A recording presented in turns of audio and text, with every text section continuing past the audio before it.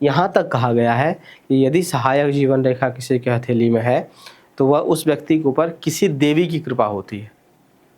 यानी कि कुल देवी हो जाए या माता जी की, अब देवी माता जी, अब माता जी हमारी वो भी देवी है हमारे लिए, तो माता जी की आशीर्वाद हो सकता है, या फिर अन्य किसी देवी की, ग्राम देवी देवता भी होते हैं, उनका आशीर्वाद, सहायता प्रत्यक्ष या अप्रत्यक्ष रूप से उस व्यक्ति के ऊपर रहता है, ऐसा कहा जाता है और देखने को मिलता भी है। मैं तो हस्तरेखा देखता ही हूँ। तो उसके अनुसार से यदि आपके हाथ में, समझ लीजिए एक छोटा सा जीवन रेखा के साथ चलने वाला सहायक जीवन रेखा अगर आपके हथेली में है तो कितना लाभकारी हो सकता है। परंतु केवल इसी को देख करके फलादेश नहीं किया जा सकता है। लेकिन जितना मैं बताया हूँ, चाहे ससुरा कहीं कुछ हो या ना हो, अगर ये है तो ये सारी चीज़ें घटित होनी ही होनी, जो मैं बता रहा हूँ आपको इसमें।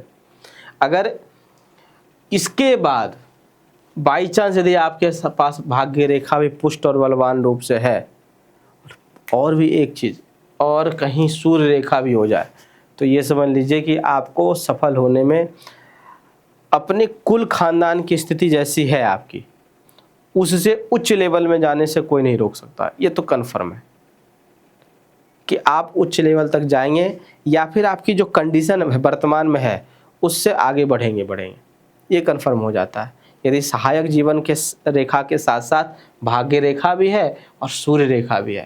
तो ऐसे व्यक्ति को यहाँ तक कहा गया है कि ऐसे व्यक्ति को राजनीति में भी हाथ आजमाना चाहिए, उसमें भी आगे बढ़ सकते हैं, या फिर सरकारी नौकरी में भी छोटे मोटे नहीं उच्च पद वाले सरकारी नौकरी पा सकते हैं।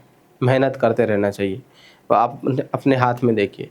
इसके साथ साथ यदि अब कुछ दुर्योग भी हो, मान लो ये सारी चीज़ें भी हैं, कुछ दुर्योग भी आपकी हथेली में है, ज़्यादा कटी पिटी रेखाएं, हृदय रेखा खराब हो, मस्तिष्क रेखा खराब हो, सब कुछ रहते हैं, मानसिक स्थिति ठीक ना रह रहा हो, और संचित धन ना हो पा रहा हो, पढ़ने में मन ना लग रहा हो, या फिर अन्य पारिवारिक स्थिति खराब हो के कारण भी समस्याएं आती हैं, हो रहा हो, तो कुछ उपाय करिए। उपाय के लिए सबसे अच्छा उपाय है, हस्तरेखा सुधारने के लिए सबसे बढ़िया उपाय है शिव जी का आराधना और दान। हस्तरेखा जो है हाथ से करने वाले सभी कर्म जो परोपकार होगा, दान करिए जितना हो सकता है अपने सामर्थ्य के अनुसार से, और शिव जी पर जल चढ़ाइए और शिव जी पर थोड़ा सा इत्र डाल करके उसका लेपन करिए।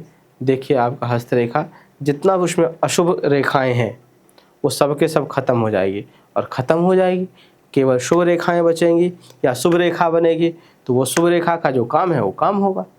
इसलिए आपको यदि ये सारी रेखाएं हैं तो समझ लीजिए आप या जिनके हथेली में है वो व्यक्ति सफल होंगे। राधे राधे।